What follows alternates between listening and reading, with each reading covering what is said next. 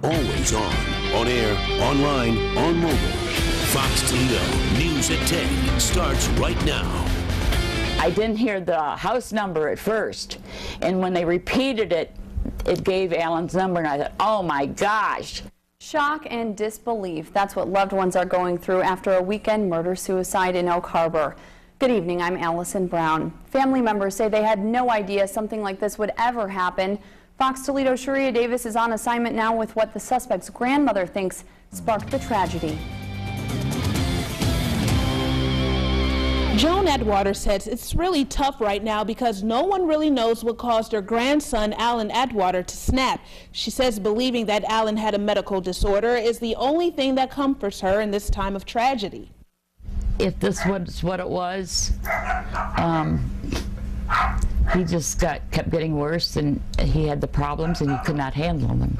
A day after the horrific tragedy on Lights Road in Ottawa County, Joan is still in shock. Early Saturday morning, she heard on her scanner that Alan had killed his wife and 3 of his children, all under the age of 5. When she heard the news from dispatcher, she tried calling Alan to help. I called Alan on my cell phone, and I must have called 20, 30 times. He would not answer his phone.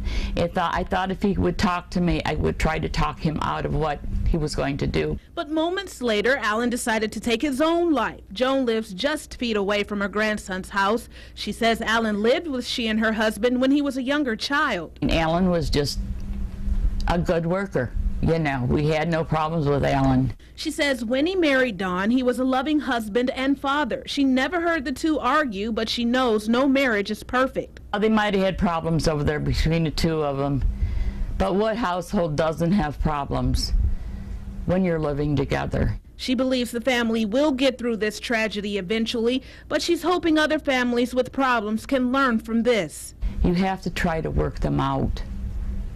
And if you can't work them out, get out before something drastic happens like this to somebody else. Now, Alan had a 4th child from a previous marriage. She wasn't home when the murders took place. Joan says if anyone wants to help the family, she would like all donations to go to his 12-year-old daughter. For more information as to how, log on to our website, foxtoledo.com. Reporting tonight, Sharia Davis, Fox Toledo News.